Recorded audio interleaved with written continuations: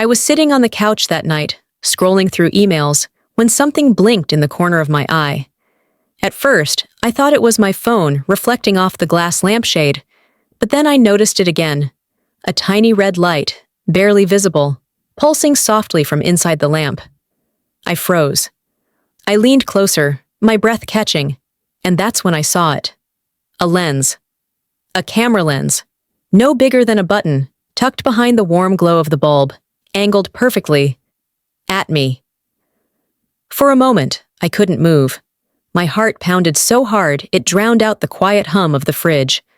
I looked around my living room, trying to find something, anything, that made sense of this. And then the thought hit me, like a glass shattering on the floor. The only person who had a spare key was Ethan. Ethan, my childhood neighbor. The boy who used to walk me home after school, who pulled me out of the creek when I fell in, who shared secrets under the oak tree behind my grandmother's house. He was the one person I thought I could trust without question. I wanted to believe there was another explanation. Maybe the electrician accidentally installed some new sensor? Maybe my landlord was upgrading the smoke detectors? I told myself 100 maybes in 60 seconds. But when I unscrewed the lamp cover, I saw the truth staring back at me. A hidden module neatly fitted, wires trimmed clean, and no memory card. That's when the first wave of nausea hit. I grabbed my phone and typed, "tiny red blinking light hidden camera," into the search bar. Thousands of results came up. Different shapes, different brands, different stories, and every single one confirmed what I already knew. My hands shook as I set the lamp back down, trying to erase any sign that I'd touched it. I wanted to call someone, but who? The police? My mom? Ethan? I hesitated on his name in my contacts, thumb hovering, before locking my phone instead. Because if it was him, and if I called, what would I even say? "Hey, Ethan, why is there a camera inside my lamp?" My stomach churned. I sat back on the couch, but it didn't feel like my couch anymore. Nothing in the room felt like mine anymore. Not the cushions, not the photos on the wall, not even my own reflection in the dark TV screen. I stood up, closed the blinds, and unplugged the lamp. And yet, somehow, I still felt watched. So before you get too comfortable, take a moment to like this video and subscribe, but only if you truly enjoy what I'm sharing here. And while you're here, comment below where and when you're watching this, because from now on, I want to know exactly who's on the other side. I didn't know it then, but that little red light was just the beginning. The next morning, sunlight slipped through the blinds, but it didn't feel warm. It felt intrusive, like every beam carried a question I couldn't answer. I sat at my kitchen table, staring at the lamp I'd unplugged and placed in the corner.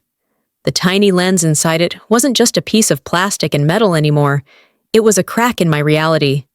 How long had it been there? Who put it there? Why? I kept circling back to Ethan.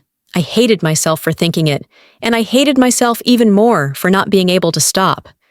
We'd known each other since we were 5. We built tree forts together, shared popsicles on melting summer days. He was the kid who defended me when the older boys teased me at the park. The idea that he could be behind this, it felt like rewriting my entire childhood. But who else had access? Who else even knew my house this well?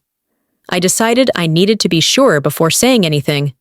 So I started searching my living room, carefully, methodically, under cushions, behind curtains, inside picture frames. And then, I found it. Another device. This one was tucked behind a framed photo on the shelf. A photo of me, Ethan, and my brother from 10 summers ago, all of us laughing at some inside joke I couldn't even remember now. But there it was, a second lens, aimed perfectly at my couch. My knees went weak. I sat on the floor, holding the frame in both hands, staring at the hidden eye inside my home.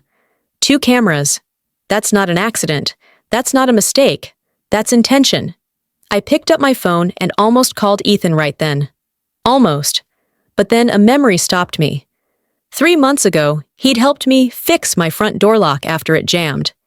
He insisted on handling it, said he knew exactly what to do. He'd been so confident, so casual, and when I'd offered to pay him back, he just smiled and said, "Don't worry about it. That's what neighbors are for." I swallowed hard. Had he been installing something then too? Had I just let him? I didn't want to believe it. I needed to hear him deny it. So I sent him a text. "Hey, can you stop by later? I need your help with something." I stared at the screen, waiting for those 3 dots to appear. When they did, my chest tightened. "Sure, everything okay?" I hesitated, then typed back. "Yeah, just a small thing, a lie." But wasn't that what this entire friendship was now? I set the phone down and looked around my living room again. I didn't recognize it anymore. I used to feel safe here. Now, every corner looked like a secret I hadn't consented to. And as I sat there, tracing the edge of the photo frame with my thumb, a quiet realization sank in. If Ethan had planted these, then every moment I thought I'd had alone, I hadn't. Ethan came by that afternoon, just like he said he would. The sound of his knock sent a shiver down my spine. For the first time since we were kids, I hesitated to open the door. When I finally did, there he was.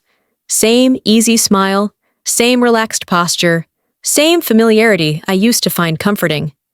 But now, I couldn't unsee the little red light. I couldn't unfeel the weight of those hidden lenses. "Hey," he said, stepping inside like always, like he owned the space between us. "What's up?" "You sounded weird in your text." I studied his face, searching for something, anything that might give him away. A twitch, a flicker of guilt. But he just looked normal. I forced a smile. "I found something in my lamp." He glanced at it on the table. "Oh yeah? What's wrong with it?" "Not wrong," I said slowly, watching his reaction. "Just strange." I picked it up and tilted it so the lens caught the light. Like this. For half a second, his eyes stilled. Just half a second. But I saw it. That tiny pause. That break in his perfect calm. Then he laughed. A low, easy chuckle, shaking his head like I just told him the sky was green. "Wow.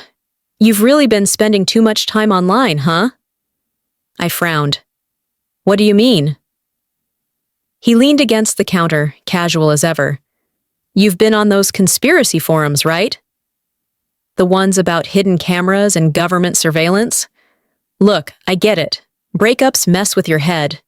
You've been overthinking breakups." There it was again. I bit my tongue hard enough to taste copper. He was deflecting, pulling old wounds into the conversation to throw me off balance. I knew that trick. Ethan never liked being questioned. "I'm not overthinking," I said softly, firmly. There was another one, behind a photo that made him pause, but only for a breath. Then came another easy shrug. "Then call the cops," he said simply. "If you're that worried, have them come check your place. They won't find anything, and maybe that'll help you sleep." His voice was calm, but there was something in his tone I couldn't place. Like he knew exactly how this would play out, and he wasn't afraid. I stared at him, trying to decide if I was losing my mind or if he was playing a game I didn't understand. Part of me wanted to scream. Part of me wanted him to admit it, just so the uncertainty would end. But instead, I said nothing. I let him talk. I let him tell me I was spiraling since the breakup, that maybe I needed to get out of the house more, that I should trust the people around me. Each word was careful, measured, like he'd rehearsed them. By the time he left, he'd made me doubt my own memory. He'd made me wonder if maybe, just maybe, I really was imagining it. But then, as I closed the door behind him, I glanced at the lamp again. The lens was still there. The frame still held its secret. And deep down, beneath the confusion and doubt, one thought crystallized so clearly it burned. If Ethan was lying, he was very, very good at it. I didn't sleep that night. I lay in bed staring at the ceiling, listening to every creak, every hum, every whisper of the house settling around me. The air felt heavier somehow, thick and hard to breathe, like the walls themselves were holding their breath. My thoughts kept circling the same truth I couldn't escape. If there were 2 cameras, there could be more. By sunrise, I couldn't stay in bed anymore. I got up, grabbed my phone flashlight, and started tearing my house apart. I checked every lamp, every picture frame, every vent cover. My hands shook as I ran them along shelves, corners, and baseboards, searching for anything out of place. And then, in the far corner of the living room, right above the couch, I saw it. A faint blink. Another red dot. I climbed onto a chair, heart hammering, and pulled back the vent cover. There it was. A third lens, hidden deep inside, pointed straight at where I always sat. I froze. I didn't scream. I didn't cry. I just stood there, holding the vent cover in my hand, staring at the tiny eye that had been staring back at me for God knows how long. This wasn't an accident anymore. This wasn't paranoia. This was deliberate. I carefully put everything back exactly as I found it. If someone was watching, I didn't want them to know I knew. I backed away, sinking onto the edge of the couch, hugging my knees to my chest. The silence felt unnatural, like there was an audience holding its breath on the other side of the lens. And that's when the thought hit me. How many nights had I fallen asleep on this couch? How many times had I answered late-night calls here, laughed with friends, cried after the breakup? How many pieces of me existed on someone else's memory card? I felt sick. I grabbed my phone and called the non-emergency police line. My voice was shaking, but I forced the words out. I think someone's put cameras in my house. The dispatcher was calm, almost clinical. She told me to document everything, photos, locations, timestamps, but not to touch the devices again. And, most importantly, not to confront anyone yet. I hung up and leaned back against the wall, trying to breathe, but my mind was already spinning faster than my heartbeat. Ethan. The name sat heavy on my tongue. I thought about the day he fixed my door lock. I thought about the doorbell camera he insisted on installing for me last year, saying, "You'll feel safer." I thought about how, just last week, he'd dropped by unannounced, saying he noticed my porch light was out. How much had I let him in, without even realizing it? And then another thought clawed its way up, colder than the rest. If Ethan wasn't the one watching me, then who was? The next morning, I woke up to the sound of knocking. Soft, steady, deliberate. I froze, holding my breath, waiting for it to stop. But it didn't. I got up slowly, every muscle tense, and walked to the door. Through the peephole, I saw him. Ethan. He stood there, hands shoved in his jacket pockets, shoulders relaxed, like this was any other morning, like nothing was wrong, like the ground under my feet wasn't cracking open. I opened the door just enough to look at him, but not enough to invite him in. "Hey," he said, smiling faintly. "You okay?" "You looked off yesterday."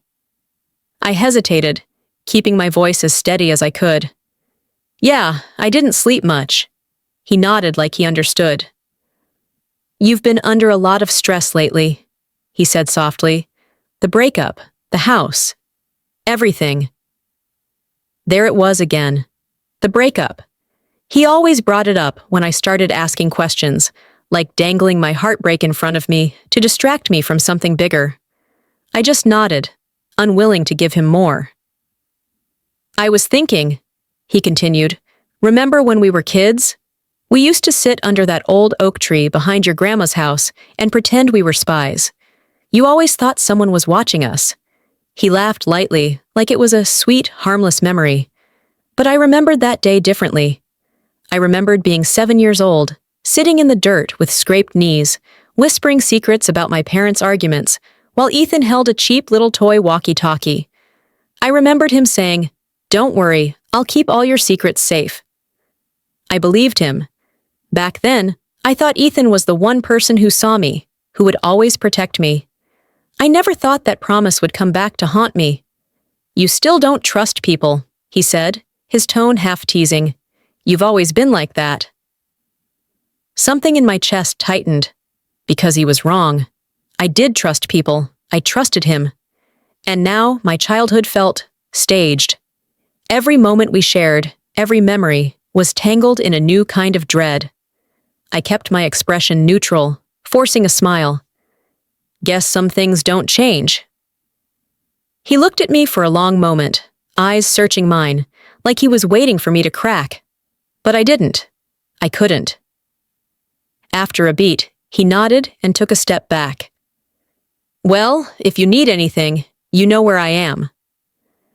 When the door closed behind him, I slid down against it, pressing my back into the wood like it could hold me together. I thought about that old oak tree, the one where we carved our initials and swore we'd never keep secrets from each other. I thought about all the times I let him fix things for me, the lock, the doorbell, the router. And then I thought about the cameras, the red lights, the missing memory cards. Was he keeping my secrets? Or collecting them? The walls around me felt smaller than ever, and somewhere deep inside, a single, unshakable thought settled like stone. If Ethan had been planting cameras, this didn't start yesterday. This started years ago.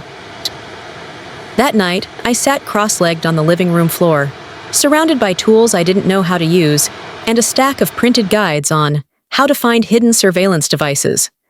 My laptop screen glowed with videos explaining signal detectors, frequency scans, power sources, jargon that blurred into one steady hum in my head. But one memory cut through it all: the doorbell camera. It was just over a year ago when Ethan came by with that bright grin, holding a small box. "Latest model," he'd said, shaking it gently. "Top of the line." "You'll thank me when packages stop disappearing." I remembered hesitating then, too. I didn't want him drilling into my doorframe, but he insisted it was simple. "Trust me," he'd said. "I'll handle everything." I let him. I watched him unscrew the old doorbell, connect wires, check his phone for signal strength. He looked so comfortable, so sure of himself. Back then, I thought that confidence meant safety. Now, it meant control. I opened the app linked to that same camera. It showed me a perfect view of my porch, live, high definition, sharp enough to see the raindrops glinting off the railing. But buried 3 menus deep, I found something else. Shared access. 2 users. My breath caught. I clicked it. One account was mine.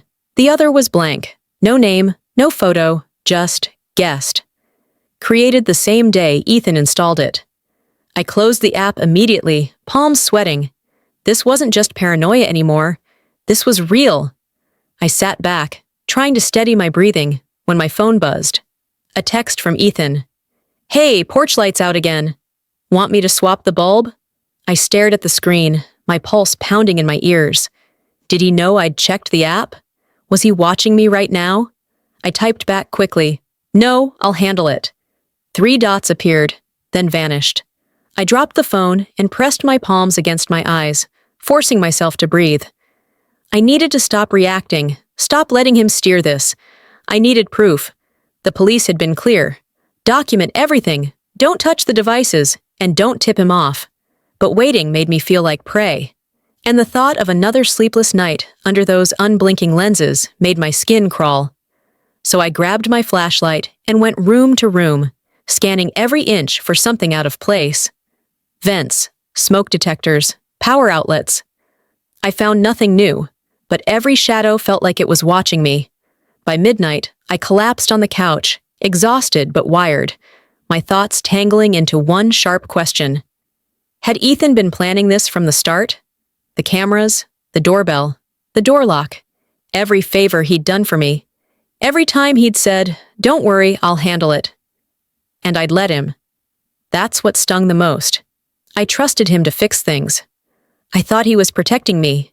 But now, sitting in a house full of blinking red eyes, I realized something bitter. What Ethan fixed was the part of me that believed I was safe. The next morning, I walked into the police station with my heart pounding so loudly I could feel it in my throat. I kept rehearsing what I'd say, but the words felt wrong no matter how many times I whispered them under my breath. How do you even start a conversation like this? "Hi, I think my childhood neighbor has been spying on me." The front desk officer glanced up from her computer. Her name tag said Miller. She had that polite but detached expression of someone who's heard too many strange stories before breakfast. "Hi, I began, clutching the strap of my bag so tight my knuckles whitened. I found cameras in my house. Her expression didn't change. How many? 3, I said, my voice cracking slightly. That I know of. She nodded calmly, like I just told her I misplaced my keys. Do you have any idea who might have put them there? My throat went dry. I wanted to say his name. I wanted to spit it out, get it over with. But instead, I said softly, I suspect someone. I don't have proof, yet Officer Miller leaned back slightly, her tone steady, controlled. Okay, here's what we're going to do. Don't remove the devices. Don't touch anything you haven't already touched. Take photos of each one, exactly as you found them. Time, date, angle, everything. I nodded quickly, trying to absorb every word. You'll also need to keep an incident log, she continued. Every time you notice something strange, every unexpected text, every visit, write it down. I scribbled notes on a sticky pad she handed me, forcing my trembling hand to stay steady. And, she added, leaning in slightly, don't confront anyone yet. Her voice was gentle, but the weight behind those words landed hard. Even if you think you know who's responsible, she said, you don't want to tip them off. If they know you're onto them, they could stop, hide evidence, or worse. The silence between us stretched long and thin. Finally, I nodded. Okay. Before I left, she gave me a card with a case number written on it. Document first, she said. Proof speaks louder than suspicion. As I stepped back into the sunlight, the world felt louder than usual. Car horns, footsteps, voices overlapping in the distance. But underneath it all, one thought buzzed like static in my head. I had to play along. I had to act like nothing had changed, like I hadn't found the cameras, like I didn't suspect Ethan. That night, I took photos of everything. The lamp, the photo frame, the vent above the couch. I checked every timestamp twice, stored the images in 2 different folders, one on my laptop, one on a hidden cloud account I'd just created. Every click of the camera felt like a small act of rebellion. Like I was clawing back pieces of myself one file at a time. But just as I finished uploading the last photo, my phone buzzed. Ethan. Hey, saw your car's been parked for 2 days straight. You okay? My blood ran cold. He knew. Or at least, he wanted me to think he did. I typed out 3 different replies and deleted them all. Finally, I sent just one word. Fine.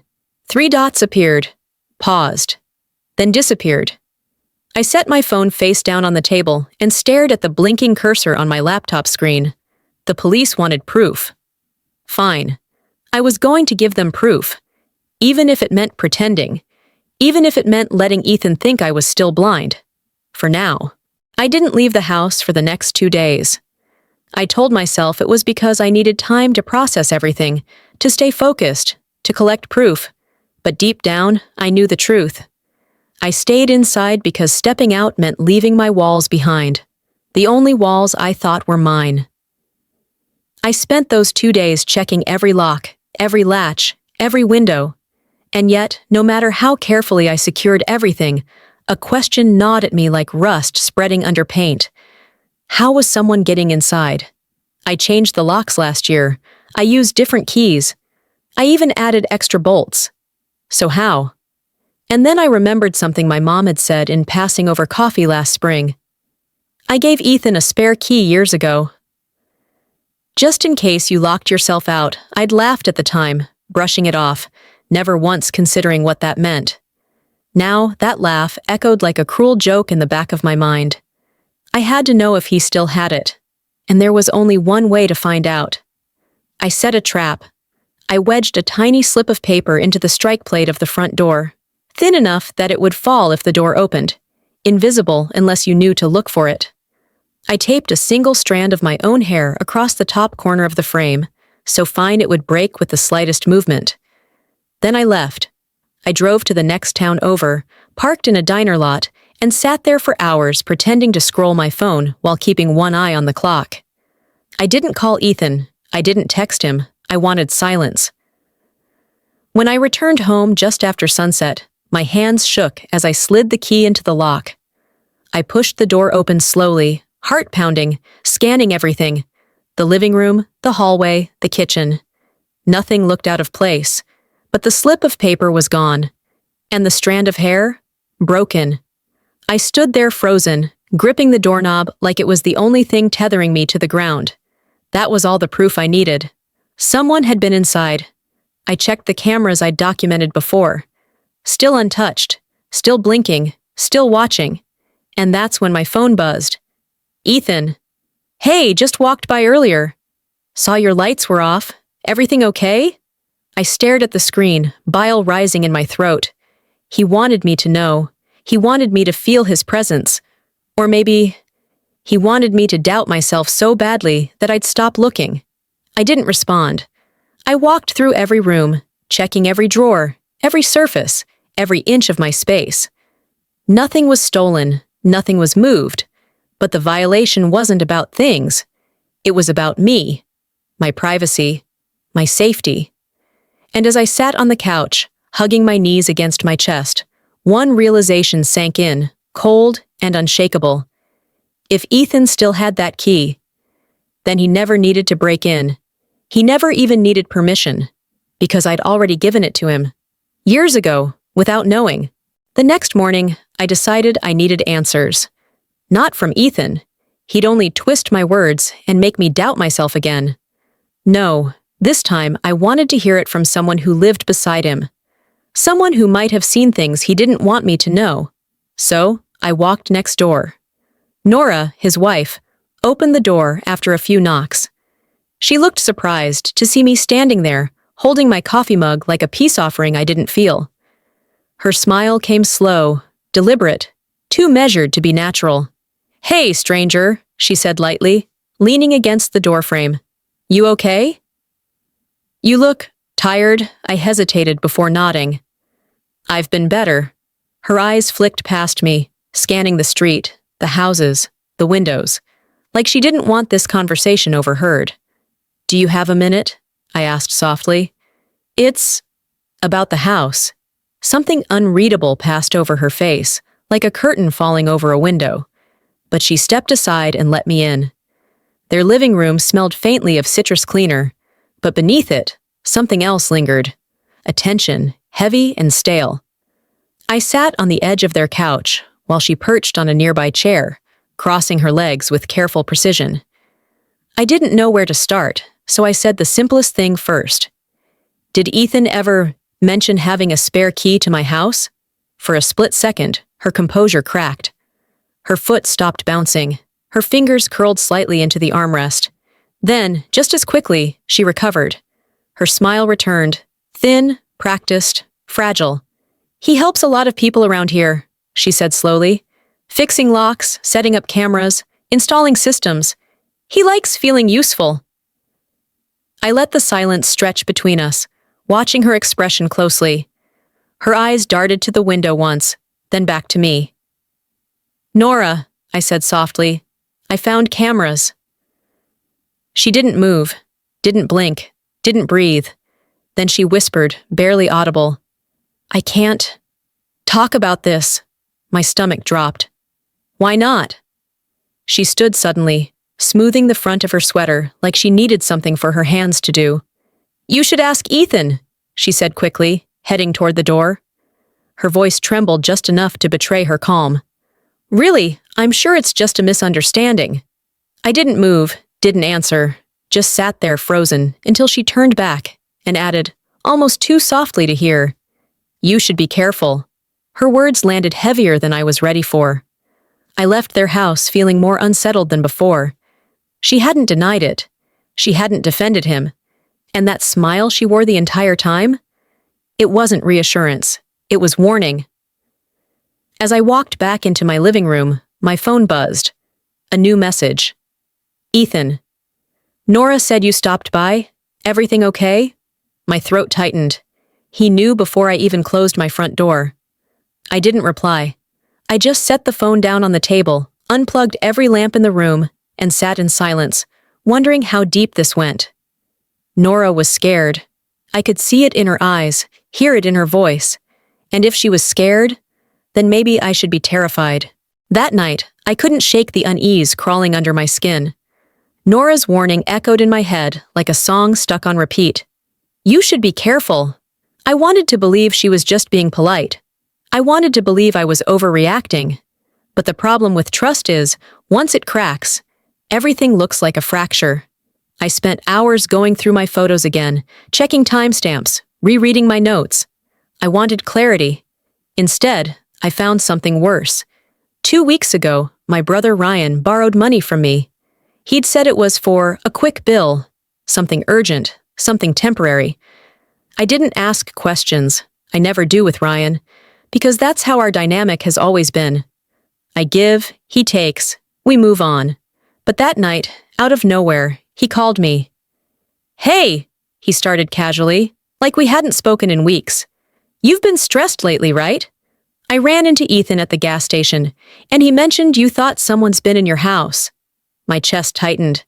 I hadn't told Ryan about the cameras. Before I could answer, he kept going. Listen, don't freak out, okay? Ethan told me to reassure you. He was with me last Friday night. We grabbed beers, remember? You must have just forgotten I froze. Phone pressed to my ear. Friday night. That was the same night my paper trap fell. The same night someone was inside my house. You're saying Ethan was with you? I asked slowly.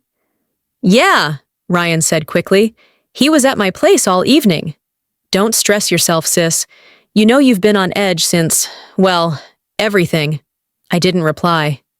I didn't need to, because Ryan has never voluntarily covered for anyone in his life, not unless there was something in it for him. I opened my banking app after we hung up. 2 weeks ago, the same day Ryan borrowed money from me, I saw a transfer. $600 from Ethan. My stomach dropped. I called Ryan back immediately, my voice shaking. What did Ethan give you? A pause. Then, in the smallest voice I've ever heard from him, don't get mad. It's not what you think, it's exactly what I think, I snapped, surprising myself with the sharpness in my tone. You vouched for him. You gave him an alibi. You took his money, Ryan, he stammered, searching for excuses. I thought he was helping. He said you were paranoid, that you'd had a rough year, and if I just backed him up. You sold me out, I whispered. To him. Silence. Then Ryan hung up. I stared at my phone, cold all over. Ethan was buying my brother's loyalty. He was controlling the story, rewriting my reality one conversation at a time. And the worst part? It was working. Because now, if I went to the police with my suspicions, Ethan had someone who'd swear he was nowhere near my house. Someone I would have trusted without hesitation just days ago. I sat there for hours, shaking, replaying every interaction in my head, every memory of Ethan, every little thing I'd dismissed before. I thought the cameras were the violation. I thought the spare key was the betrayal. But this was different. This was Ethan building walls around me, brick by brick, until I had no one left to trust. And for the first time since this started, I realized something terrifying. I wasn't just being watched. I was being cornered. By the weekend, I felt the shift before I even opened my front door. It was subtle at first. A pause in conversation when I stepped outside. A few glances held too long, smiles that didn't reach their eyes. Then it stopped being subtle. When I went to grab my mail, Mrs. Dawson from across the street was standing by her roses, pruning them like she always did. Normally, she'd wave, ask about my day, maybe offer me a cutting from her garden. This time, she didn't look up, not once. Later, I caught Mr. Patel, who lives 2 houses down, watching me from his driveway. The second I made eye contact, he turned away, fumbling with his keys like a man who'd just been caught stealing. By Sunday, whispers followed me like shadows. I overheard 2 women from the next cul-de-sac at the grocery store. Such a shame after the breakup. She's been unstable for a while, apparently. I knew where it was coming from. It had Ethan's fingerprints all over it. He was doing what he always did, building narratives, planting seeds, controlling the story before I could. I could picture him sitting at one of those HOA meetings, leaning back casually, shaking his head with that concerned neighbor act. I just hope she's okay. Breakups can mess with people's minds, you know? I could practically hear the pity dripping from his voice. The same voice that used to reassure me. The same voice I'd trusted since we were kids. And it worked. People stopped saying hello. Neighbors I'd known for years avoided eye contact. Every smile felt rehearsed. Every laugh cut short when I walked past. The walls of my house were closing in, but so was the entire neighborhood.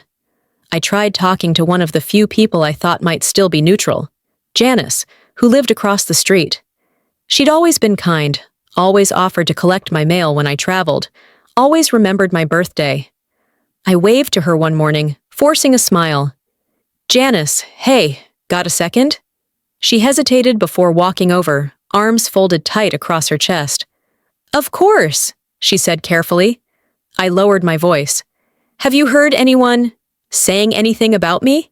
Just curious. Her gaze softened, just a little, but she still shook her head. People talk, she said finally. You know how this neighborhood is. I wanted to ask who. I wanted to demand names.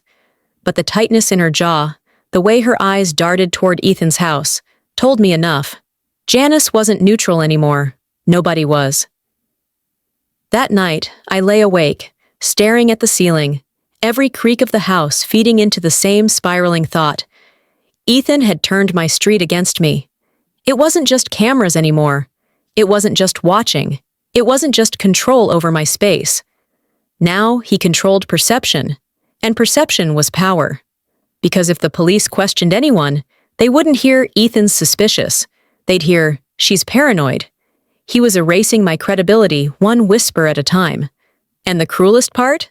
It was working. I was disappearing in my own neighborhood. I woke up the next morning with one thought burning in my mind. I needed proof. Real, undeniable, irrefutable proof. Because Ethan wasn't just winning the neighborhood, he was rewriting reality around me.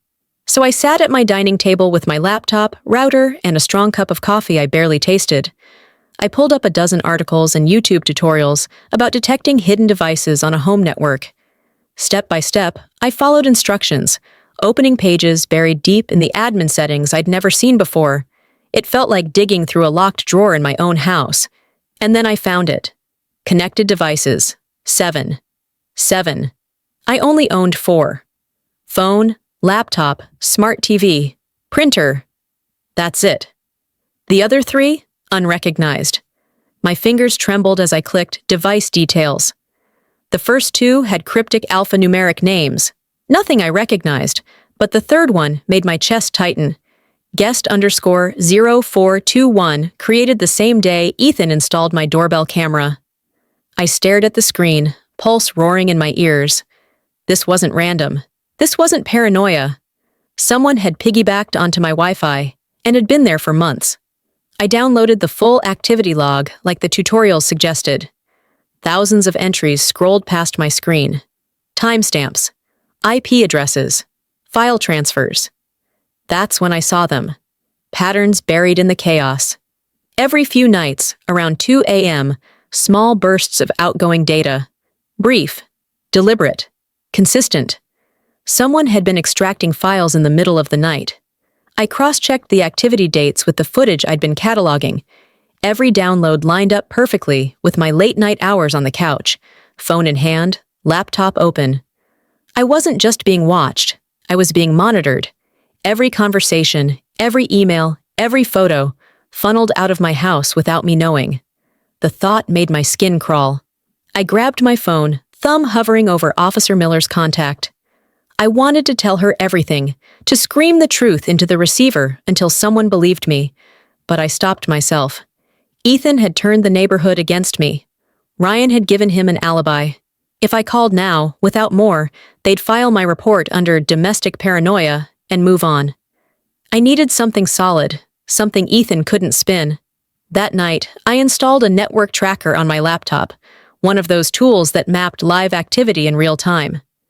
I sat in the dark, watching the screen like a heartbeat monitor. For hours, nothing. No downloads, no uploads. And then, at 1:57 a.m., one of the unrecognized devices connected. Guest_0421. The line spiked, data transferring at a steady rhythm. I stepped into the hallway, phone flashlight in hand, every instinct screaming at me to check outside. I crept toward the front door, peeked through the blinds. Ethan's porch light was on. A shadow moved behind his curtains. I stumbled backward, chest heaving, slamming my hand over my mouth to quiet the sound. I couldn't prove it yet, but every bone in my body told me the same thing. He wasn't just watching me, he was listening too. I turned off the Wi-Fi entirely and sat in silence, clutching my knees to my chest until dawn bled through the blinds. One thing became clear in that sleepless haze. Ethan wasn't just inside my house. He was inside my life. By the time I filed for a protective order, my hands wouldn't stop shaking. Not from fear, not entirely, but from exhaustion. Weeks of doubt, sleepless nights, and endless whispers had worn me down to something brittle. I sat outside the courtroom that morning, knees pressed together, clutching a folder stuffed with photos, rooter logs, and notes scribbled at 3 a.m. Every time I flipped through it, I reminded myself, this isn't paranoia anymore. This is evidence. But as soon as I stepped into the courtroom, my confidence cracked. Ethan was already there, standing near the table, chatting casually with his attorney, like we were all just neighbors discussing property lines. When he saw me, he smiled. Not warm, not kind. A smile designed to say, "You're going to lose." I sat across from him, forcing myself to focus on breathing. Inhale, exhale, don't look at him. The judge entered, calling the room to order, and suddenly my entire world came down to what I could prove in a few short minutes. I handed over my photos first. The lamp, the picture frame, the vent cover. I showed timestamps, printed metadata, carefully labeled everything. Then came the router logs. I walked them through the unrecognized devices, the late-night data transfers, the phantom guest account. I spoke clearly, steadily, but my voice betrayed the tremor beneath the words. When it was Ethan's turn, his attorney stood like they'd rehearsed this 1,000 times. "Your Honor," she began smoothly, "this is nothing more than a misunderstanding between two longtime neighbors. My client is a volunteer in this community. He installs doorbell cameras for half the street, fixes locks, and checks on elderly residents when they travel. He's helpful, not harmful." She gestured toward me with an almost sympathetic smile. Unfortunately, the petitioner has been under extreme emotional distress since a recent breakup, which we believe has influenced her perception of events. I wanted to scream.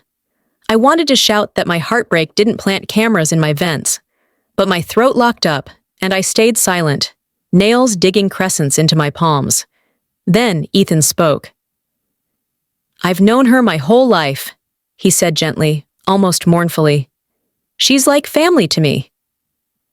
I'd never hurt her. He paused, letting the silence stretch until even the judge glanced up. "If she thinks she found something strange in her house, I'd be happy to come over and check it for her." That's when I looked at him, really looked. His face was calm, his voice soft, but his eyes dared me to call him a liar in front of everyone. The judge leaned forward, steepling his fingers. "Do you have any recordings?" he asked me, showing the devices being installed, or Mr. Carter entering without permission. "No," I admitted quietly. "I only have the photos and logs." The gavel clicked softly on the desk. The sound carried more weight than I expected. "We'll review the submitted materials," the judge said finally.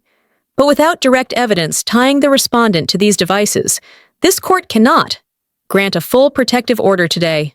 My stomach dropped. I'd spent weeks documenting everything.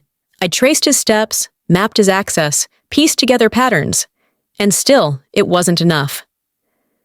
Ethan's attorney smiled faintly as they packed their papers. Ethan caught my eye one last time before walking out, and without moving his lips, without speaking a word, his gaze said everything. "You can't touch me." I stood frozen in that empty courtroom long after he'd gone, clutching my folder so tightly the edges cut into my palms.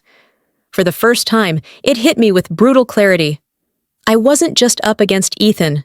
I was up against his narrative, his influence, his control.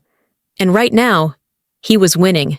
3 nights after the hearing, I sat on my living room floor, surrounded by hard drives, cables, and SD card readers. The house was dark except for the blue glow of my laptop screen, the hum of its fan loud in the silence. I had one goal: find something, anything, proof the court couldn't dismiss. I dug through hours of files recovered from the devices, corrupted clips, blank segments, fragments of static, but most were useless, until one file opened. The image stuttered and warped, but it was enough to make my chest tighten. The angle was from the vent above my couch. I saw myself sitting there late at night, scrolling through my phone, unaware I was being watched. I froze, staring at my own oblivious face, nausea rising like a tide. I scrubbed forward a few minutes, heart pounding, and then, in the blurry reflection on the glass cabinet behind me, I saw movement. Someone's shoulder, a faint shadow, the outline of a man. But the clip glitched, freezing on a distorted frame before cutting to black.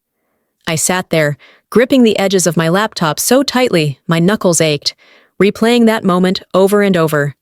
It wasn't enough to prove it was Ethan, but I knew. I copied the file to 3 separate drives, backing it up like my life depended on it, because maybe it did. The next morning, I went to Officer Miller with the footage. She watched silently, pausing on the blurred reflection. Then she sighed, leaning back in her chair. "It's not nothing," she said finally, "but it's not enough." "Not enough?" My voice cracked. "Someone was in my house. You can see." "You can't identify him," she interrupted softly. "And without that, this clip won't hold in court." I'm sorry. I stared at her, feeling my throat close. She was right. The clip could have been anyone, and Ethan knew it. He was careful. Always careful. When I left the station, the sky felt heavier than usual, the air too still.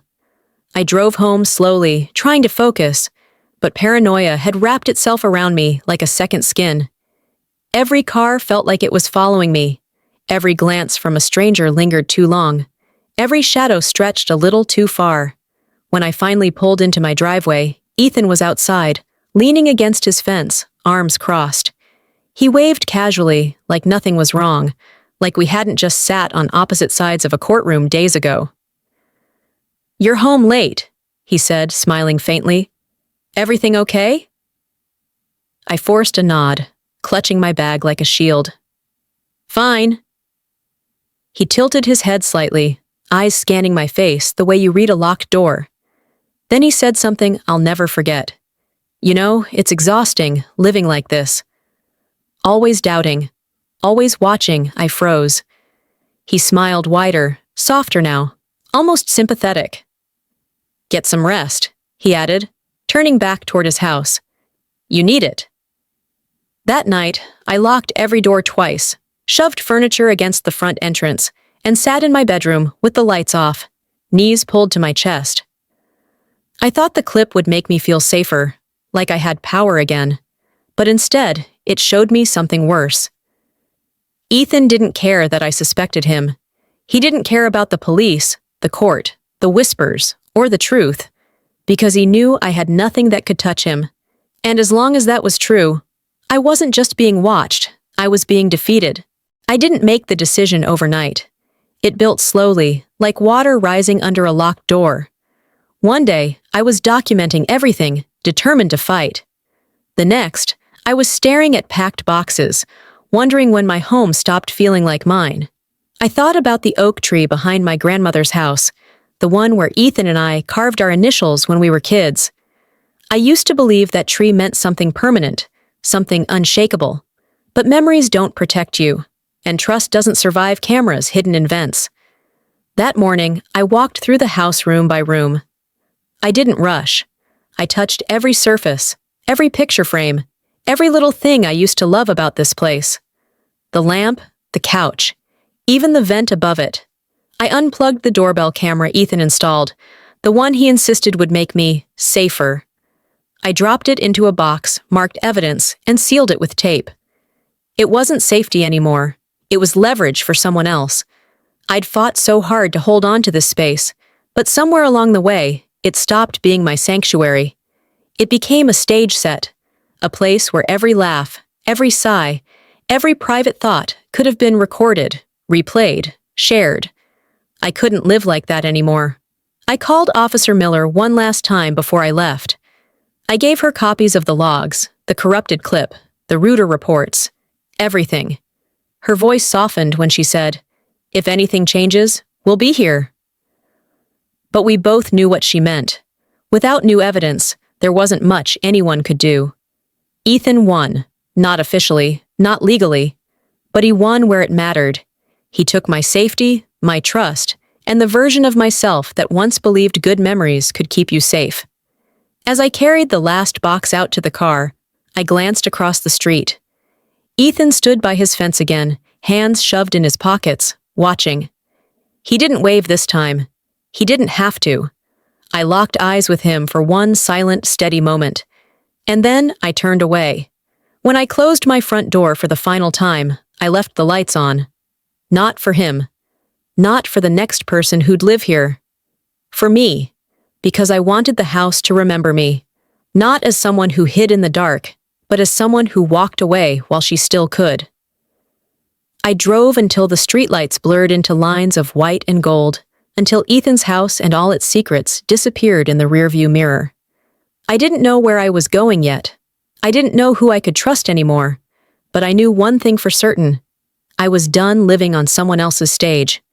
From now on, I'd build walls no one else could cross, and maybe, someday, I'd plant a new oak tree, one where no one but me held the key. If you've stayed with me until the end, maybe your heart has felt something too. Leave a comment, hit like, and subscribe if you'd like to continue sharing these stories with me.